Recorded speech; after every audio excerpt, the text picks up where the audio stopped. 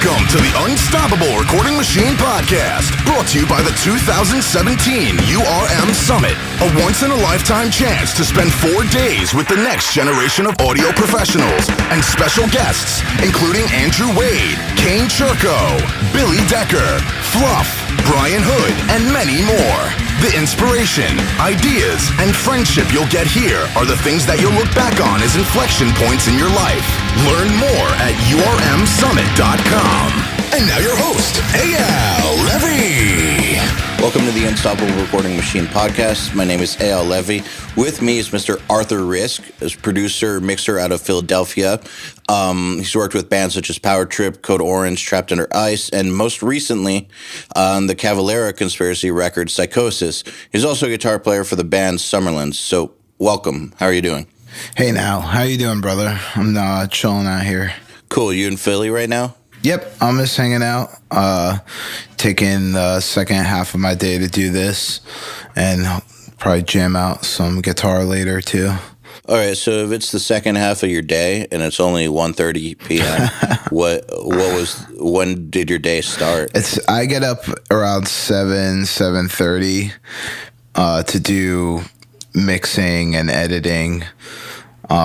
And I go to bed pretty late too. I don't sleep a lot. I think that's the case with most engineers and producers and mix people. They don't sleep.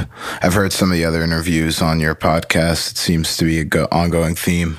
Yeah, I'm actually working really hard these days to normalize my sleep after an entire life of just insomnia and 36-hour days and stuff. Yeah. It's not good for you. No. In the long run. It's good for the career, though.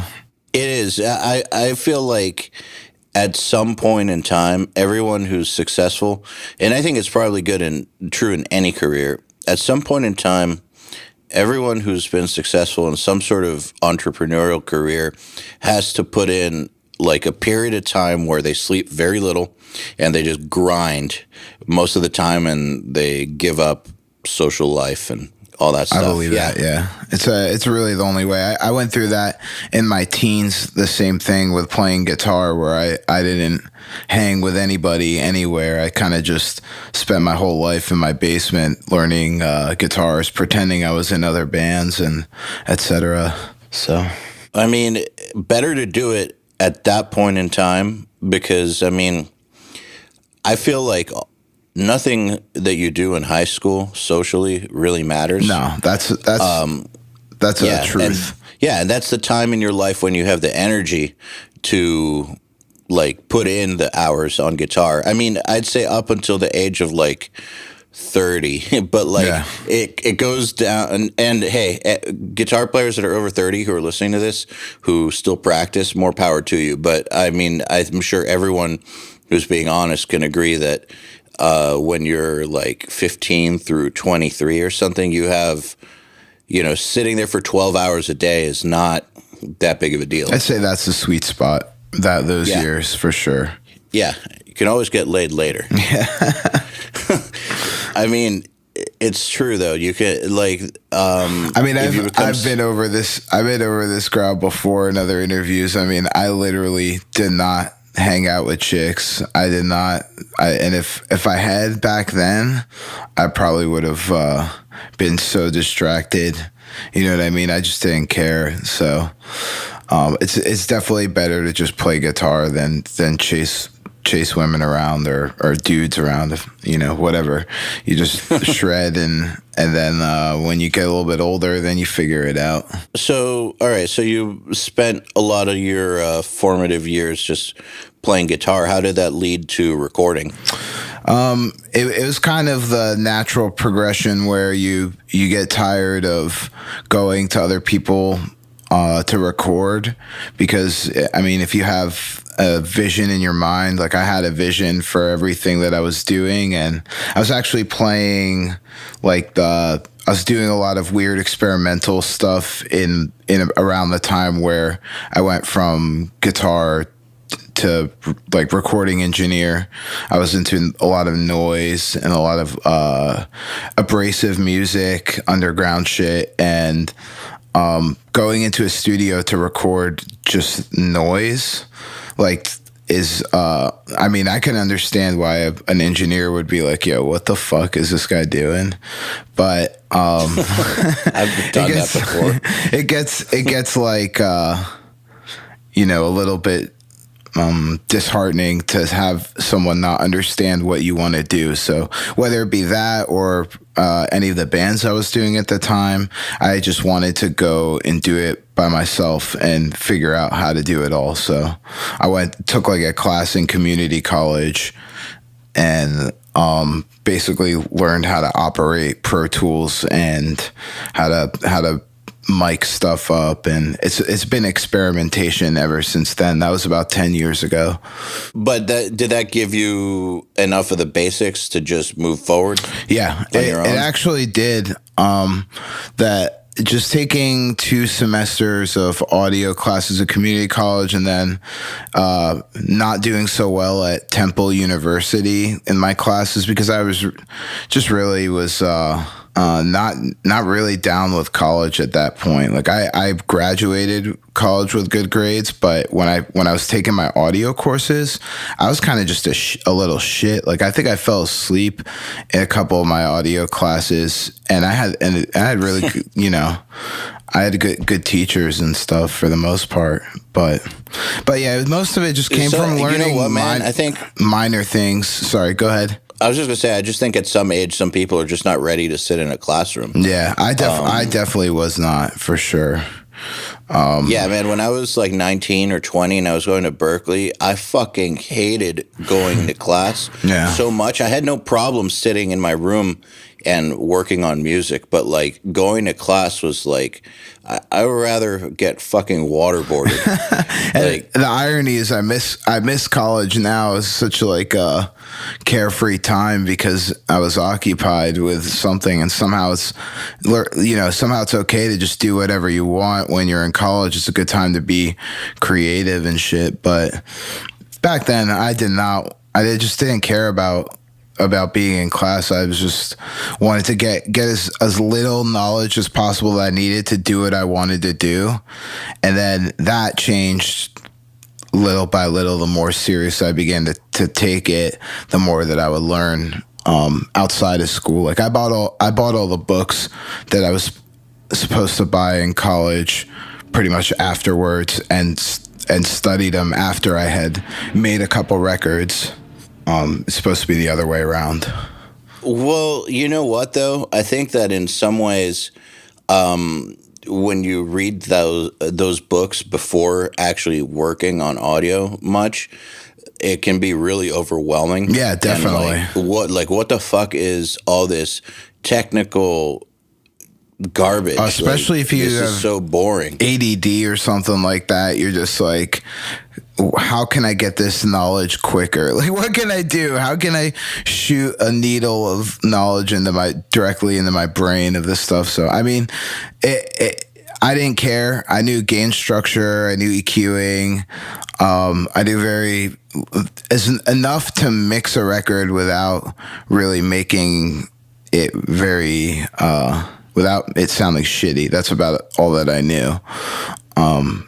And then the rest of the stuff I started to pick up. When you read the books later, were they easier to take down? They were like, and it's kind of, I don't know what that says for me, but this is stuff I should have known in college. When I was looking at it like 5 or 6 years after I got out of college, I was like, oh shit, that's what that connection is right there.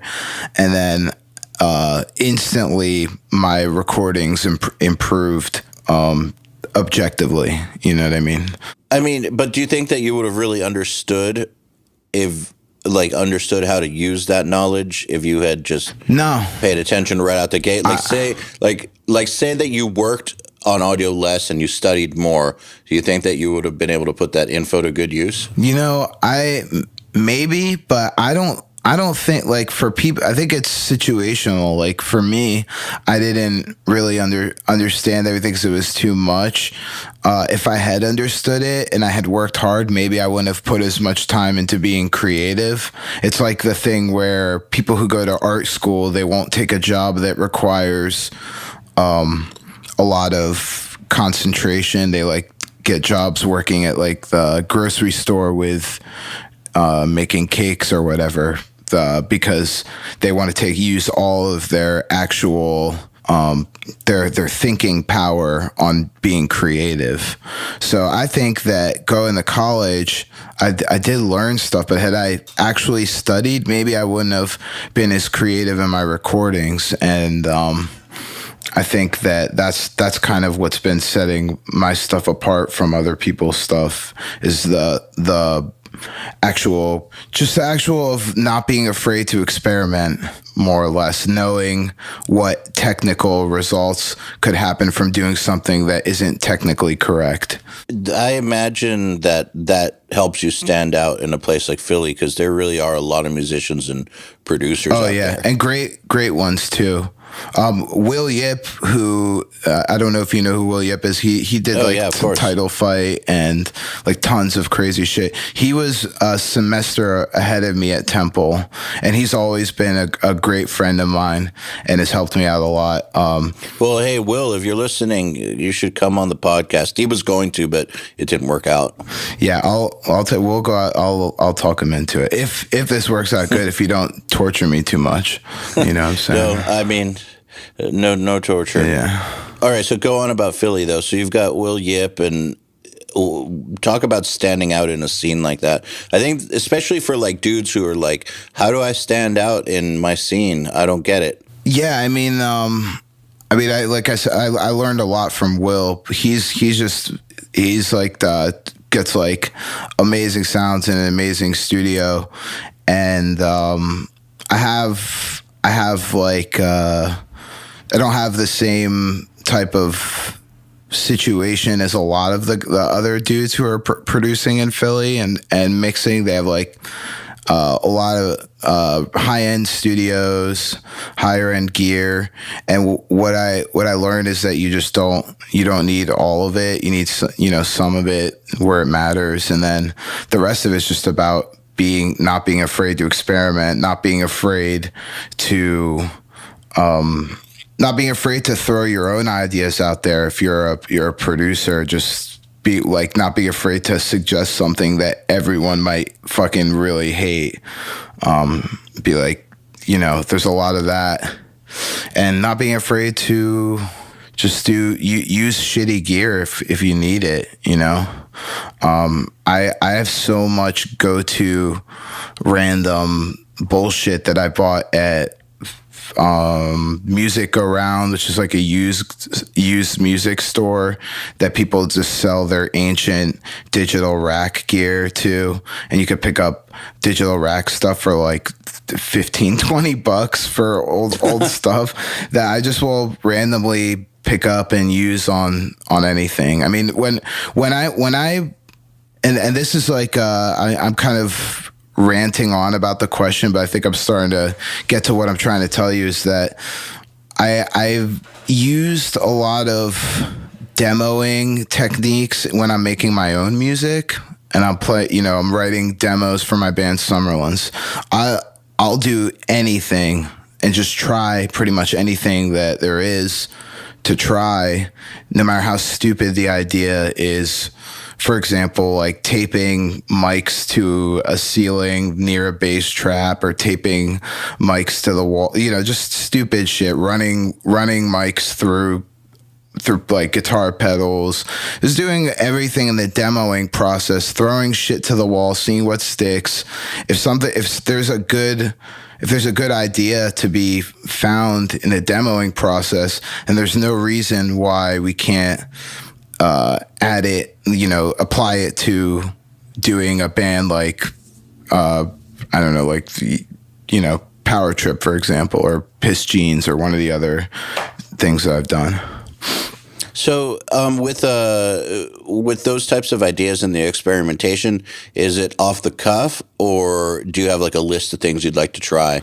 It's usually just a bit of both.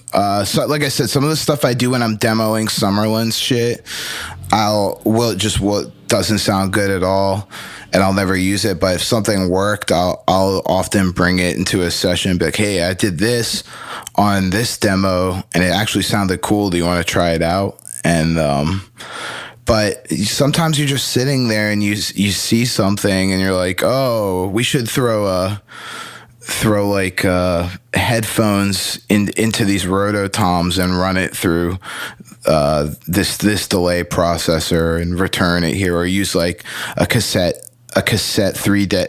three head cassette deck and use it for delay, or it just depends on what the situation calls for. But I think all that experimenting that I do in those sessions is what sets most of my recordings apart from other people's.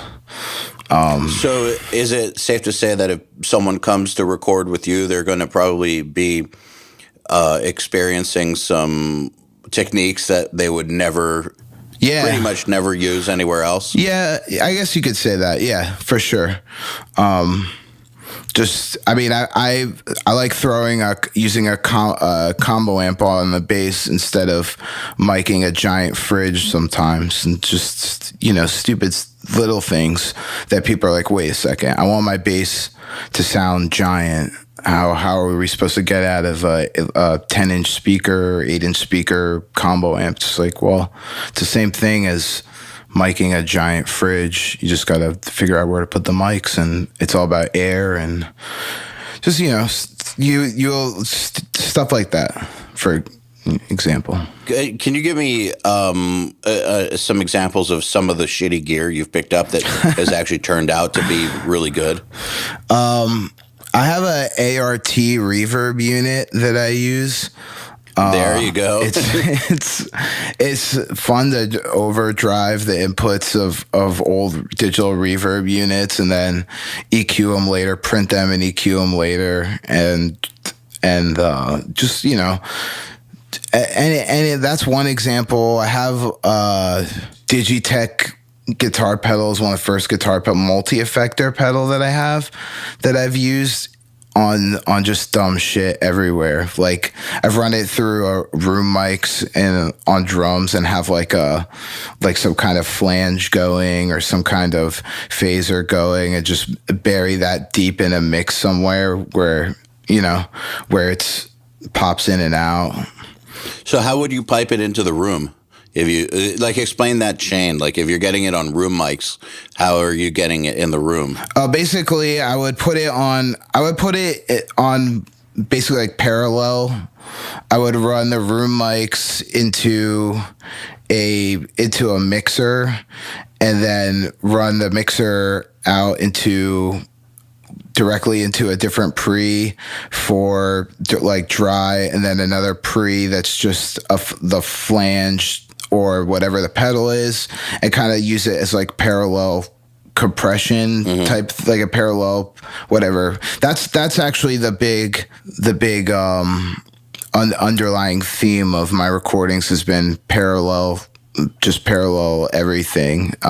Somebody online called it parallel crappening, which I think is a pretty good term. Parallel crappening? Yeah. That's awesome. Yeah, like running something like room mics into a shitty delay pedal, or like a reverb flanger or whatever, getting a crazy sound, compressing the shit out of it, and then just bringing it into the mix.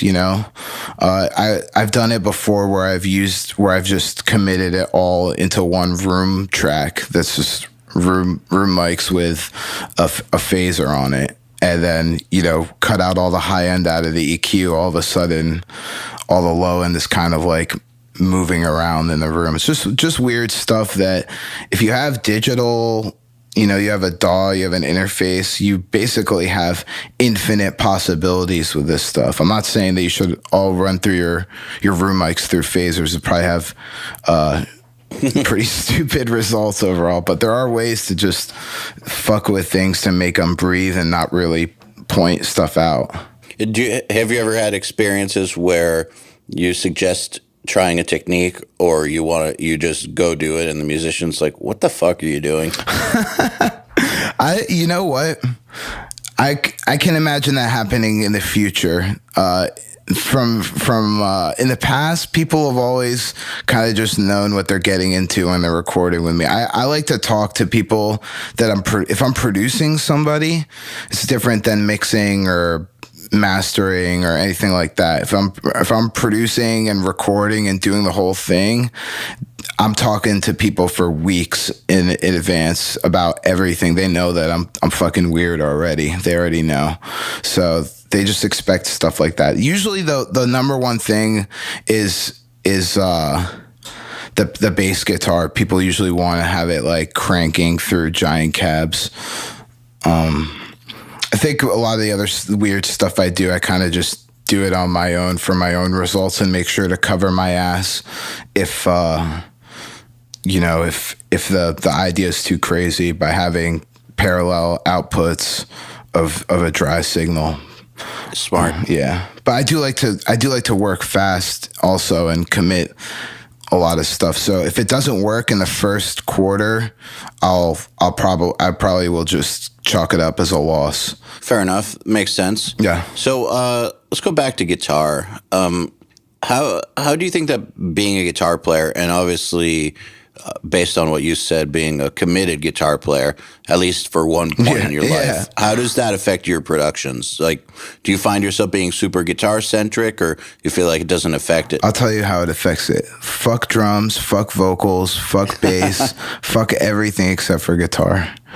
That's all. So you just press solo? Yeah. No, I do. I honestly, I love guitar, and people tend to compress the shit out of guitars and bury them in a mix or just make them super, super, super in your face. And I just don't feel like I like guitar to be in the front, but not in your face. So I do. When I mix, I always try and mix the exactly how I hear it. I mix the record exactly how I hear it, and then I'll bring the guitar down a decibel and the vocals up a decibel every single time. Does that have anything to do with the fact that guitars usually come up in mastering? Yeah, that's one thing. But I think like I always notice that I try to keep stuff under control enough to the point where it won't pop out, like it won't like blast off during mastering, because I'm not squashing the guitar signal. But like I said, the parallel crappening thing too always helps with a guitar to keep it from really taking over and mastering. Just keeping one thing of it, one mic or something squashed, and keeping it in phase, and just keeping the other mic to breathing and EQing. It takes a lot of work. Is the problem is that you have to find the different parts of different songs. You find that you have to do volume automation, EQing automation, etc. But as I said, with digital, you pretty much do anything you want if you have the time, if you're willing to put in the effort. So can you talk about how you go about dialing in a guitar tone? Yeah, usually it will start with just basically listening to the amp, picking out the amp that goes with the album or song or whatever, picking out an amp, picking out a guitar, playing it, listening to it, the obvious stuff, and then I'll usually throw on two mics, a dynamic and a condenser usually, or some type of combination. We'll listen to the tone until I think it sounds, we'll just record something once it's in phase. Once we have the tone we want, we have the mics in phase, we'll listen to what we have. And then I like to go with pedals instead of EQing on the board or compressing on the board or anything. I like to start with using guitar pedals because I'm such a guitar dweeb that I like to think that we can get the tone by ourselves without going to the process of EQing everything on the board and compressing everything on the board. So just try and get as close as I can with like a 10-band EQ and like a guitar compressor or whatever.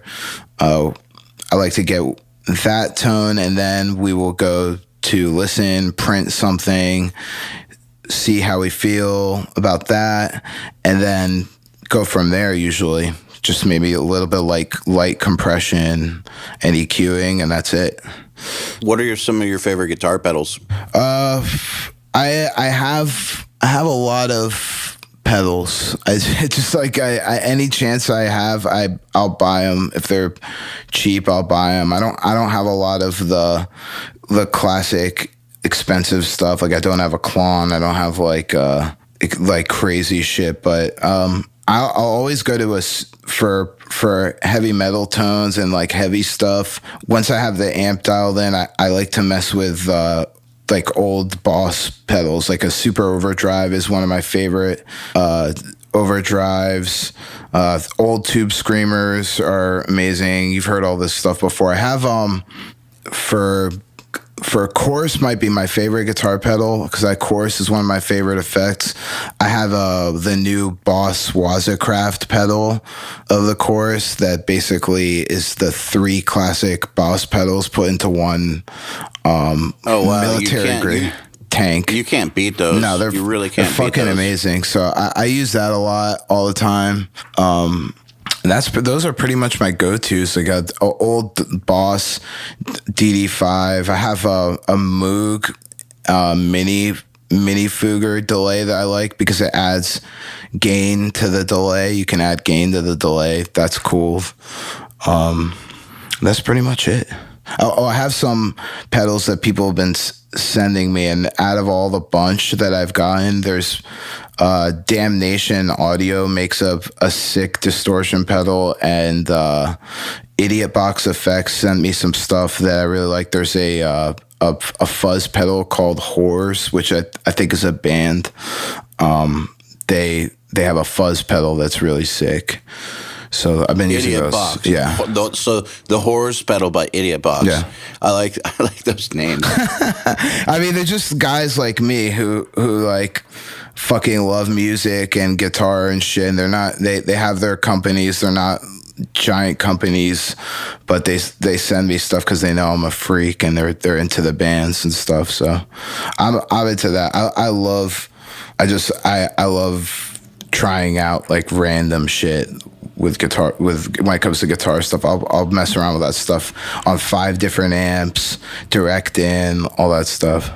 That brings up a question that I get asked a lot, which is, how did you go about getting gear sent to you? Like, how did that? A lot of guys are like, how do I get an endorsement? How do I get gear? And what did you do to get yourself in a position where people send you stuff? I'm also a front of house audio. Like I tour with a lot of the bands that I record and do their live sound.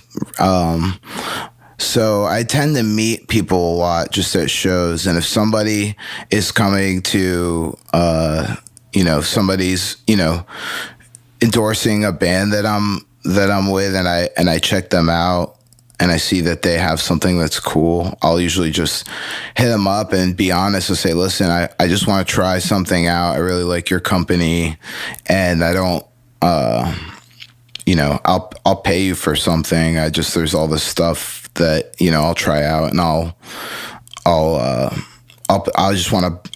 buy something. That's usually what it is. If you buy something, you ask to try out a couple pedals, and you buy something and they trust you, then those people will send you shit, and then it's like priceless. And then you probably end up buying stuff anyway that you weren't planning on buying. But I've gotten a lot of free pedals that way, where people will just be like, well, just keep it and try something else out. So basically be a valuable person. Yeah. I mean, you got to think about it. People... I hear a lot of this talk now about endorsements when I'm going to like these metal festivals and stuff, and people are hamming it up backstage, talking about I'm endorsed by this, endorsed by that. People think that you just should get tons of free shit because of where you are in your life, but I think that a valuable relationship is one where you also give something too. Like, be like, listen, I'm not just some guy who's gonna take pedals or take mics off of you and then pawn it in a couple years. Like, I want to use this shit. I want to be inspired by this shit. I'm not inspired by what I have right now. and offer some money. Don't be greedy. That's great advice, and that's similar to what I tell people, which is look at it from the company's perspective. They're trying to get their name out so that people buy their products. Yeah. What are you going to do to help with that? Like, what are you going by them giving you a piece of gear that they spent money on? They had to create. Yeah. Like, what that is valuable to them. It's their livelihood. What can you do for them that will make them want to give it to you? Mm-hmm. Exactly. So that's always, and that's the same thing also for getting work. You can say the same thing. Like, you should always, for years, I've volunteered myself to people that I thought could give me something, and a lot of times my judgment was spot on, where I would be like, okay, well, I'm gonna do sound for this band, and then they will, maybe I could slip in that I'm also a recording engineer, and that they should bring your band to my studio, or etc. So that's how I've gotten a lot of my work too. I'm sure that it's not a 100% success rate, No. but sounds like, and I guess I'm just saying that because I would think that it needs to be said that when you do things of value for other people, mm-hmm. you shouldn't do it expecting something in return, because you're not always going to get something in return. Yeah. And people can sense it if you're not being genuine anyways. And, people can just sniff that out. And there's nothing more unappealing in a networking situation besides getting punished like crazy. Mm-hmm. Like, besides that, there's nothing more unappealing than someone like feeling like you're getting used by somebody. Yeah. Well, it's definitely an issue, but I think I definitely just think that if you have some confidence that you can give somebody what they need, that it'll work out more or less. So,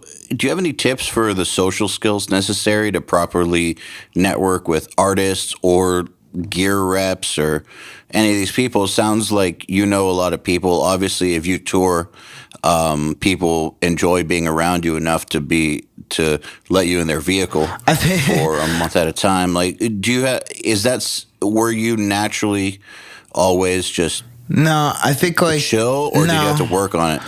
I've toured when I was younger. I've toured with bands that definitely pointed out, because when I was younger, I was much more. I don't know what the word is. I definitely wouldn't say that I was a punisher, but when I was younger, it took for me touring with people that pointed out that I was doing things that were kind of annoying to artists, or in those social situations. Basically, people pointed things out to me to the point where I was like, oh man, like I've been doing that. Like, for example, they would point things about me or other people. Like, for example, somebody going into a dressing room and eating all of the food. Oh, man. That's not something I did, but there was a guy. What a big no-no right there. Yeah, basically just going in there, taking food and putting them in their bag. Like, that's something that a lot of people just don't think about when you're meeting with somebody. Like, oh, there's all this free shit. I've never seen free shit before. It's like, that is a big no-no, and just stuff like that. But I guess I'm getting off track here. We're talking about like networking.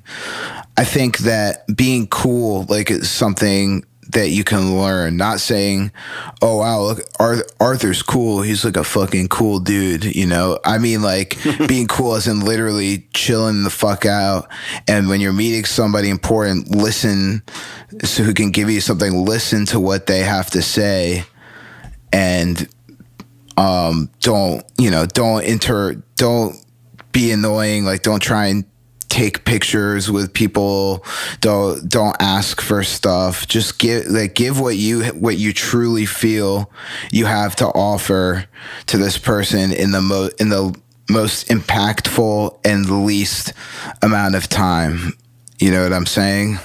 And treat them like a normal human being. Exactly. Because if there's one thing that gets annoying to people is just I've always loved your band. I'm like the number one fan. Like I fucking like you changed my fucking life. Like that's somebody that you don't want to hang out with in a studio for 6 months. Now well, no, and also like the thing about that kind of stuff is that while it's flattering, at the same time, once you're in that category for somebody, they don't really see you like a person. No, they see you more like a concept. Yeah. And there's a big difference there in how you're going to get treated when you're just an ideal or an idea versus a, flesh and blood human being that like takes a shit and gets annoyed or is tired. And here's the thing, to all those listening, if you get the gig with somebody that you, for example, like I'm a giant Sepultura fan and a Max Cavalera fan all around. I'm a giant fan of the Cavalera brothers, and I just got to record their new LP, which is so badass, by the way. Do you know how hard it was for me the first time I met Max Cavalera to not just be like, I fucking owe everything to you. I love you, man. You're the best. Your band's fucking changed my life. I stole all your ideas for production. I idolize you. It's like I held back, and I only put 4 strings on my guitar because of you. That's also crazy to me because I had to ask him. I said, dude, you've been doing that forever? And he's like, yeah, like since the early 80s. I was like, nah, dude, I've seen DVDs. And then we went back and we looked, and I was like, yeah, I guess you really literally have always used 4 strings. And he doesn't need the other ones. So, I mean, it is what it is. But anyway, get into that. I wanted to tell him all that stuff so badly, but instead, I kept that shit to myself. And then maybe a year later, I was in the studio with him. We had just gotten through half or almost all the tracking done. And I was able to tell him all that shit and thank him properly. And I got to say to him as like an equal, not as a fucking weird fan that, that just was like a passing moment in time. We got to actually make fucking art together, you know what I'm saying? So when you meet somebody like that and you really want to work with them and you really want to network with them, just literally don't talk about yourself. Just be the coolest person you could be, go with the flow. And if it doesn't work out, that you don't think it's going to work out, that's it. You don't have to you don't have to express all your feelings or whatever. If you get that chance down the line in the studio, it's way more meaningful. It's way more of a meaningful conversation. Well, because at that point too, they view you, like you said, like an equal. Yeah. So they're probably open to being receptive. Exactly. And Max knows that I'm a giant fan. He knew that, and he knows it now too. So he knows in the same way with just a bunch of bands that I've recorded. I try and work with bands that I actually really love, and that's another hint that I would give out to anyone listening to this. Just hit up bands that you like that aren't like giant and already taken care of by some talent booking or management or something. Find bands who don't have management that you want to record and just hit them up and see what happens. Just say, try and make a link with them. I've done that with a lot of bands. And tell me a little bit about your process for doing that, like actual like steps you've taken. I'm trying to think of a specific example of a time that I've done that. Well, let me think. Let me look. Well, there's a black metal band from Peru that I did that with. Essentially, what had happened was they had posted on their Facebook that they were they had demos for their new LP, and I just sent them an email. Was like, hey, I'm a producer in the United States. I've done this, and this. Like, this is when I still had nothing really going on. I sent them. I think I did the first Power Trip record at that time in 2013, and I just sent them that. I said, I know what I'm doing, more or less. I think, like, I love you guys. I'd like to, I like to offer you my services because I think I get what we could do or whatever. And they contacted me back pretty much like 2 months later, and were like, we really like the sound of your work. So you didn't hit them up every 12 hours to see if they had gotten the message? Yeah, exactly. That's the other thing. You just wait, and then you're like, all right, well, they're never going to contact me, so that's the end of that. But you tried at least. And then they got back to me, and they were like, we really like what you did here. So, how much do you cost? And that's when you take a cut because you're doing something you believe in. And then you build yourself up to the point where you can actually, you've worked in your own network of bands that you like, as opposed to just taking work from the local bands and getting, probably making more money than someone like I do. But you work on stuff that you like, and you're able to output more meaningful shit. And the money comes eventually, in my experience. It takes a long time, but it's coming. It's if you can live and pay your bills and just kind of suffer, the happiness manifests itself. Yeah, exactly. So. There's this idea that I learned from the CEO of Creative Live, a dude named Chase Jarvis, which is that the kind of work that you put out there is the kind of work you're going to get more of. So, like, if you're a black metal dude, but for some reason you get a bunch of church bands coming to you, you're probably not going to get lots of black metal bands. No. And, if what you want to do is you want to make a living doing extreme music, then you need to record extreme bands and do whatever you can to record extreme bands, and then get good enough to where eventually the ones that have budgets will come to you. Yeah. But you're not going to get to work with those bands if you're making country records or Latino pop or indie music. It's just not going to happen. So the kind of work you put out there is the kind of work you're going to get more of. So if you focus on working with bands that you like really like going for it and finding them rather than... And like I said before, I just have to mention it's important that when you're doing this, that the band doesn't have like management, because you'll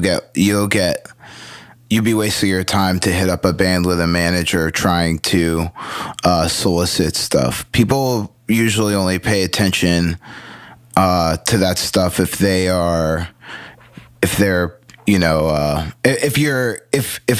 reading their own Facebook messages and they somehow strike a connection with a certain message. I get fan mail all the time, and I respond to it, but there's only a certain percentage of fan mail that I get that I actually connect with, and that I remember the people that are in those messages. So if you can manage to make a connection with somebody, that's how it works. I mean, for example, Power Trip was a band when I hit them up, they were on a hardcore compilation called America's Hardcore, and I had recorded a title fight song back then for the compilation in my old house, because I don't think Title Fight had recorded with Will yet to that point. They were recording in Wilkes-Barre. So they were on a comp with Power Trip, and I got the comp in the mail, and I just decided, I'm going to listen to this whole comp and see what all the bands are like, see how my recording sounds compared to the other ones. And it got to Power Trip, and I was like, holy fuck, man. Like, this is fucking insane shit. This is actually good. Like, a lot of the hardcore bands back then were just kind of like bullshit As far as like copying crossover stuff, all the crossover hardcore stuff was just like kind of bullshit. And then I heard that Power Trip song and it sounded like an actual fucking thrash song. So I contacted Riley. I'd known him I just like met him at a show in Texas, at like a fest in Texas, and I hit him up. I got his number from somebody. I just said, dude, can I record something for you guys? Like, can I mix something? And I showed them like my band War Hungry that Will actually recorded and I produced. Will Yip, sorry. I showed them that and they were like, oh, this is awesome. Let's do something. And then that's how I ended up doing stuff with Power Trip, was just because they didn't have a manager at the time. They didn't have anybody. They just had, they had a connection with me, and that's how it worked out. So I've done everything that they've recorded up until that. I've done all that stuff, all their shit. Can we just elaborate really quickly on why I think you said to avoid managers? And in my opinion, it's because if a band has a manager, the manager is going to try to get them with someone popular. And, we're speaking to you as if you have no clients and you're trying to get clients. So you're not going to be on any manager's radar. Exactly. And the manager's probably going to they're going to try to go for Will Putney's assistant or something over you any day. The managers also have people that they're managing that they're like, yo, use my guy Jimmy, or use my guy Joel. They're fucking great. So, I mean, like they always try and put their nose into the band's artistic elements or whatever. So with that, it's much easier to just hit up people who aren't being guided through. And there's I think there's a third reason, in my opinion. Go ahead. Third reason is that like you said, don't be contacting huge bands. Yeah. You got to contact bands that are like somewhat realistic, and that you like, and that you believe that you could help them, and you believe that you can do something for them. You can't exactly. So they can't be big. They got to be pretty much at the beginning of their career too, more or less. And so in that case, more or less. So in that case, bands like that generally don't need managers, and if they do have a manager, then you can count on the relationship with them and the workflow and the process being way more convoluted than it needs to be in most cases, because they're already adding layers of paperwork and bullshit that a band their size doesn't need. Exactly. Yet. Generally. Not always, but generally. Exactly. So, I mean, just also if you're trying to produce a band or trying to mix a band, you really gotta, if you're gonna give it your, volunteer your time to do that, then you basically have to work on something that you love. Otherwise, you're fucking yourself over. You're volunteering your time it's like volunteering your time to, I don't know, to just do something you don't like. Yeah, I'm at a loss for metaphors today. Well, though I do think that there is some merit for like being able to take on multiple different kinds of sessions. But I mean, one thing is if you develop a reputation and people come to you and you got to keep the lights on. Another thing is when you're actively trying to carve out your own niche and your own space in the world, why go for stuff you don't like? You won't be passionate about it, and you won't put in the sacrifice needed to turn it into something. Yeah, exactly. And you can't really get behind it either. Someone comes up to you and says, "Oh, you're recording fucking you're recording Summerlin's record," and I'm like, "Well, yeah, but they fucking suck, and I'm sick of it, and I hate recording, and I want to kill everybody." So, but that's like, you have to be behind what you want to be like. Oh yeah, it's like it's fucking going great. They rule. This rules. It just makes you have a hunger, and that hunger naturally manifests itself into good work if you put the time in and the effort. And then like I said, like you said, the money comes eventually, as long as you stick to your guns or whatever.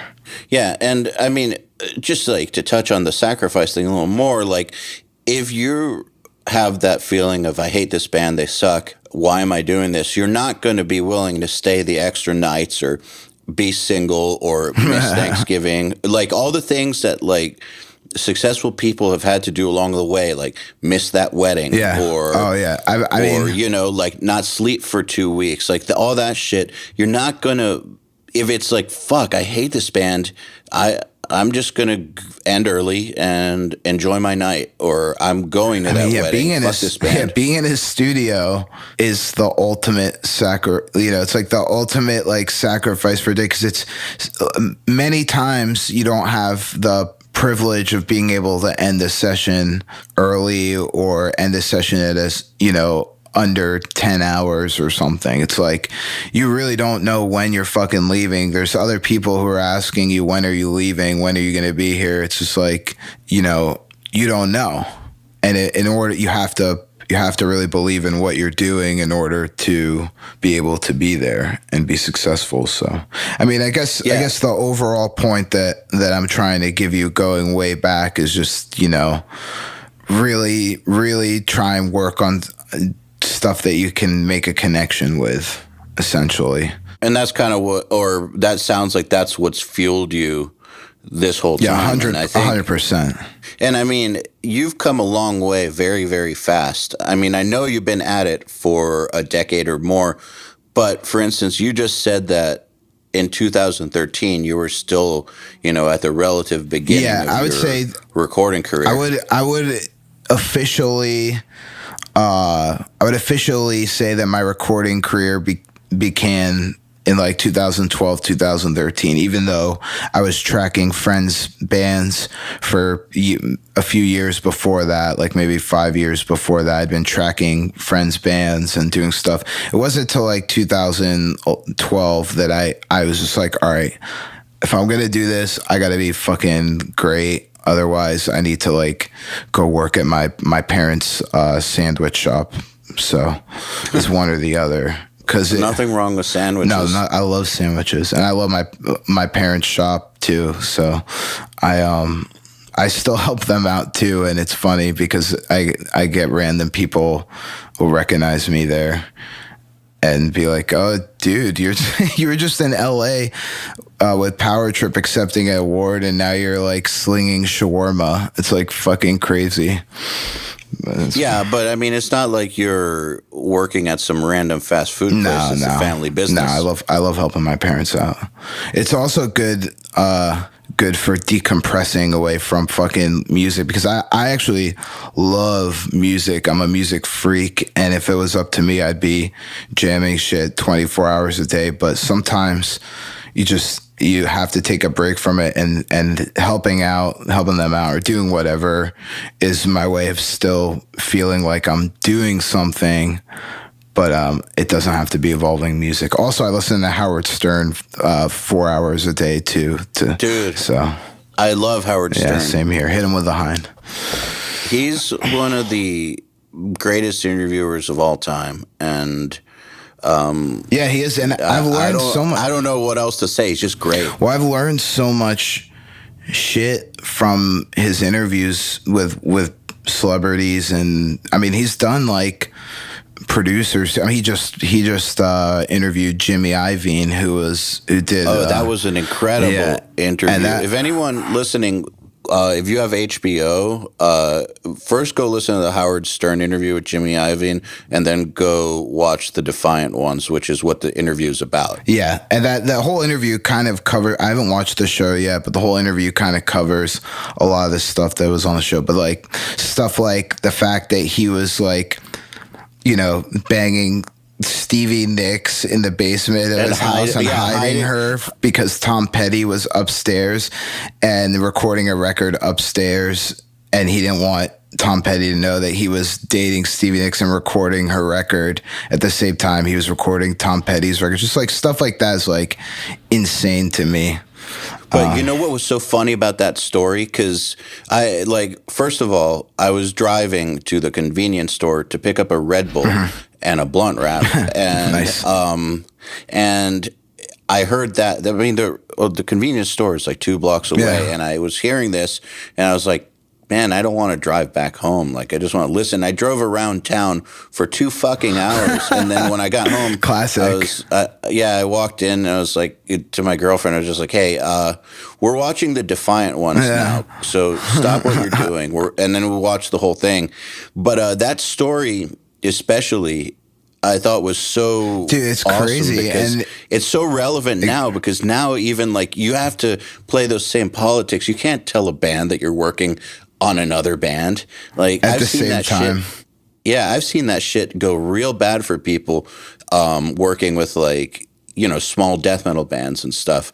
Like, and it was just cool to hear that it goes all the way up to Tom Petty and Stevie Nicks. Yeah, Tom Petty's like actually bummed out by that thing. Is kind of like, whoa, that's kind of crazy, but it's definitely like something that you can learn from and take a fact that you never really know how people feel about stuff, and that you should always, you know, take those things into consideration. But I thought that was awesome. I thought it was like, this guy's like the fucking man. He's done so much crazy shit. People who produced in the 70s and like the 80s are among my heroes of producers, because I feel like those are the best recordings that were ever made, especially like Fleetwood Mac, and I was like one of the bands that completely inspired me to be a producer, because I would be, when I finally started to notice production in music wasn't until I was in college, maybe, or not in that college, probably like I was like 19 years old. And I know that record Rumors was one of the records that kind of made me realize that there's so much thought that goes into making records move in a mix. It's not just like that. And like Queen too, obviously, with the panning and 28 million layers of vocals and all that stuff. So I think the guys in the 70s, I think Reinhold Mack produced some of the Queen stuff that I really like. And those recordings are mind-blowing, and I view those people as the true pioneers. And I definitely do feel like people are pushing the art of recording forward now, still to this day. Of course, recordings sound amazing now, and there's geniuses working on it. But like, if we're talking about like exploring the Wild West or something, like those people in the 60s and 70s were the pioneers of this stuff. And I mean, to hear about Jimmy Iovine working with John Lennon or something, like a dude who now in our day and age is selling headphones to Apple and like affecting our popular culture, hearing him talk about being a kid and working with John Lennon, and then his biggest advice was be of service, which is the same thing that we tell everybody who's trying to get an internship or job in recording. It's like, wow, this stuff doesn't change. It's the same no matter what level you're at. Yeah. Well, I believe that completely. Be of service actually would probably be what I would, that's what I would say too. I mean, it's just do something fucking worthwhile. So like that's something that I do to decompress. Is also I'll jam Howard Stern a lot. I'll listen to like 4 hours a day, or collectively 12 hours a week across the week or whatever. But yeah, that's a lot of Howard Stern. Yeah. Well, it's my way of keeping up with what's going on with the outside too. You got to have some kind of popular culture input, you know. Do you do anything while you're listening, like run, or is it just like mostly chill in a dark either room? driving or doing some like I mean I do all kinds.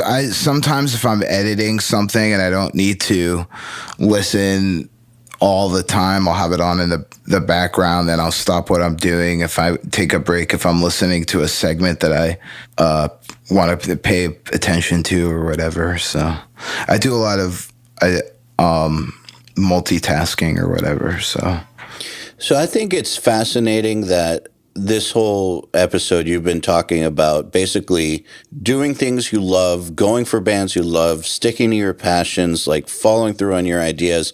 And I think there's a myth out there that like when you do those things, you don't need to take breaks, or like you won't feel run down or run out of creativity. But even so, I think it's important for people to realize that no matter what you're doing, creativity and motivation are a finite resource, and you need to regenerate them. Decompressing is key. Even if it's not for a long time, you should definitely always find some way to decompress.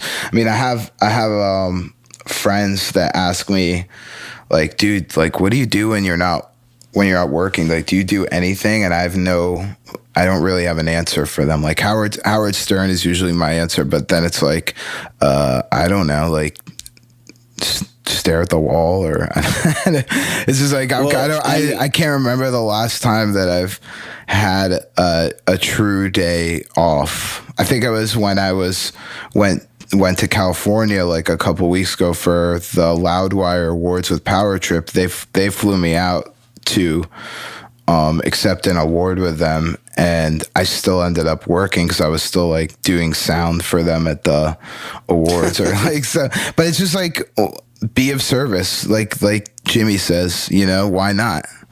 You know, if you're having fun, you don't really need to have hobbies. If you're not having fun, then just need to find a new line of work, probably, I guess.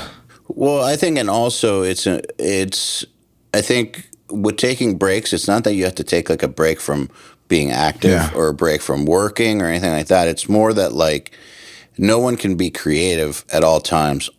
You know, that's the thing that people need to take breaks from. Yeah, you could fall into psychological traps or whatever, you know, black holes by trying to do that shit all the fucking time. But I would say the other thing, because you were talking about advice, I don't know if people haven't fallen asleep listening to me yet. I would say that the other big piece of advice I could have is that it sounds stupid, but just work hard, because you can attain all these things that you want to do by working hard.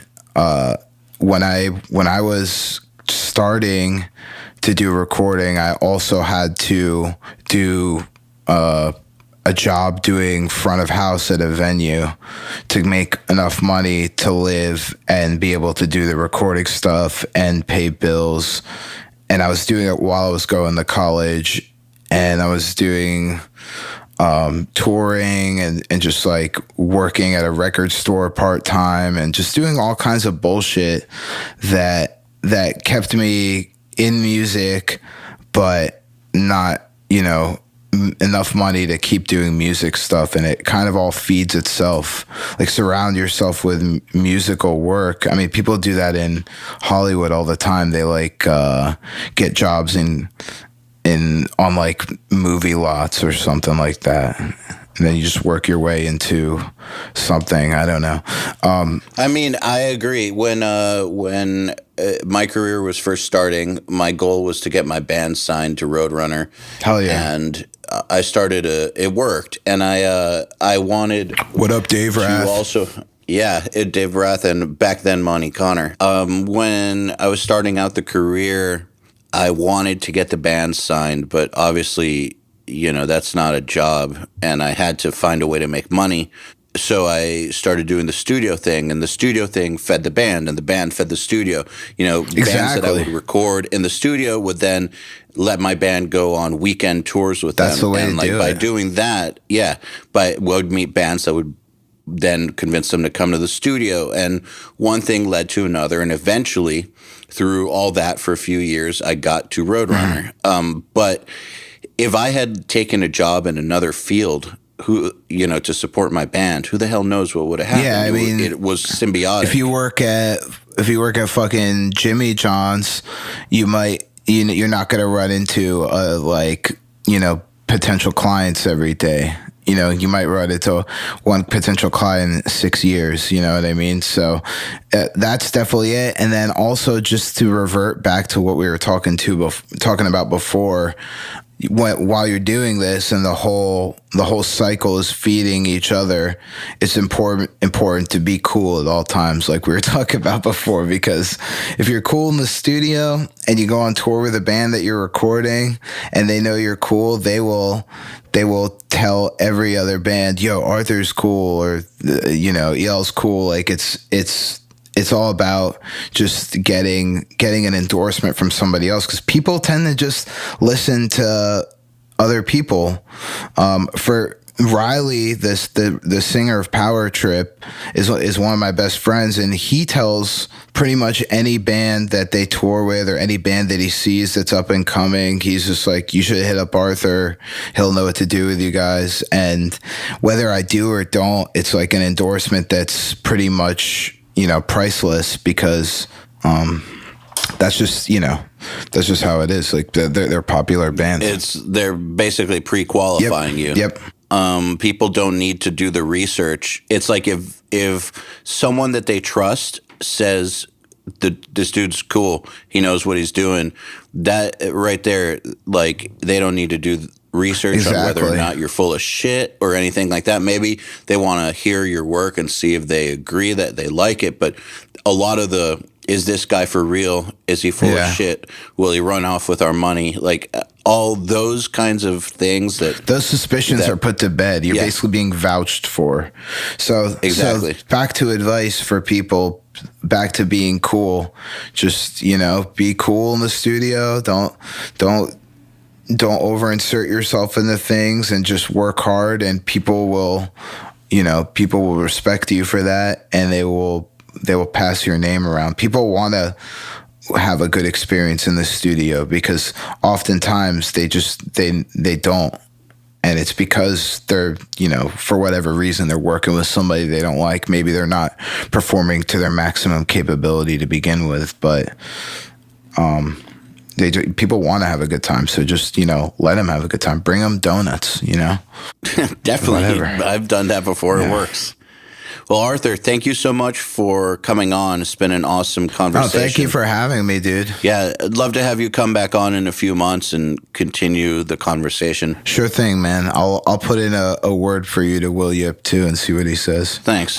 Yeah, tell him to text me back about it. Like, we'd love to have him on, and he's been requested a lot. He's a busy motherfucker. Of course, I know. That's a true man who works a lot. Lives like 2 blocks from his studio too. So so basically he lives in the studio more or less. So, but that like him and like me, like just we both bust our asses. That's the reason why both of us have been able to be successful too. So, do you know a single successful person who hasn't busted their ass? No, I know people who are rich that haven't busted their ass, but I don't know anybody who's made personal success without busting their ass. Like I also have friends who are born into money and had the opportunity to take that money and be, you know, and just, or maybe they didn't, but they could have, you know, they're born into money and then they just bust their ass anyway and just fucking like grind in you know, front house gigs and stuff like that. So, you know, being born into money is not going to give you talent. No. Or work ethic. So, I mean, I've known a lot of people who were born into it who just are the biggest losers I've ever met. So I don't think being rich and being successful are the same thing. No. Like if you're given all your money, that might actually ruin your drive. It might. To work for stuff. Not always. No. I said, I know people who were born into money and didn't let them affect their drive at all. So yeah, but you really can't be successful without putting in the time in this industry at all. At least you need that you know, that block of time.